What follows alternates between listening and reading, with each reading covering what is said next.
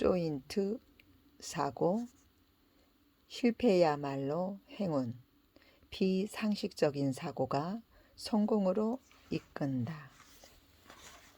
수강생들과 이야기를 나누면서 공통적으로 느낀 점이 있다.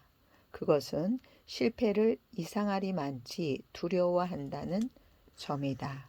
분명히 이야기하지만 비즈니스에는 헛발질과 실패가 따르는 법이다. 잘못됐다면 개선하면 그만이다. 과연 실패 없는 비즈니스가 존재할까? 옛날부터 비즈니스 세계에서는 센미스라고 해서 상품 기획안 1000개를 내면 그 중에서 3개만 상품이 된다고 했다. 실제로 위대한 경영자도 수없이 실패를 경험했다. 중요한 것은 얼마나 계속 해낼 수 있느냐다. 앞서 말했듯이 노력이 결과로 나타나려면 일정 기간이 필요하다. 방법을 바꿔보고 취급 상품을 바꿔보고 아예 분야를 변경해보는 등 자신만의 방식으로 비즈니스를 완성해 나가는 기간이 분명 있어야 한다. 이렇게 하면 어폐가 있을지 모르지만 비즈니스가 자리매김하는 데에는 실패하는 것이 가장 좋다. 실패는 케이스 스터디로 축적되어 다음 비즈니스의 밑거름이 된다. 비즈니스를 하다 보면 만날 수밖에 없는 장벽과 실패를 행운으로 여길 정도의 비상식적인 사고가 필요하다. 처음 볼링장에 갔을 때를 떠올려 보라. 어쩌다 들어맞은 경우를 제외하곤 첫날부터 스트라이크를 친 사람은 거의 없을 것이다. 초반에는 공이 자꾸 겉으로 빠지고 겨우 한두 개의 핀만 넘어뜨린다. 하지만 몇 번 반복하다 보면 감을 잡아 이렇게 하면 어떨까? 아까 이렇게 해보니 안 되었으니까 이번에는 이렇게 해볼까? 하고 볼링공을 굴리는 방법을 의식적으로 바꾸게 된다.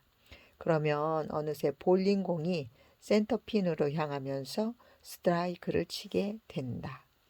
유명한 일화를 하나 소개하겠다. 발명왕 에디슨은 전구를 발명할 당시 전류를 빛으로 바꾸는 필라멘트 소재를 5,500종류나 준비해 전부 실험해 볼 요량이었다고 한다.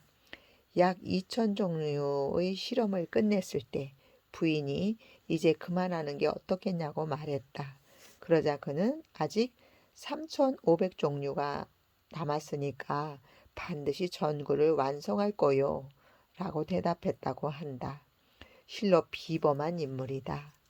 딱 한 번 실패했다고 포기한다면 이 세상엔 아무 일도 일어나지 않을 것이다. 성공 확률이 20%인 비즈니스에 10번 도전할 기회를 얻는다면 빠르게 8번 실패를 경험한 사람이 성공을 거머쥔다. 빠르게 실패를 경험하려면 일단 끝까지 완성해 봐야 한다. 세부적인 완성도에 얽매이지 말고 판매할 수 있는 수준까지 끌고 가보자. 고객의 반응을 보기 위한 판매 테스트라고 생각하면 된다.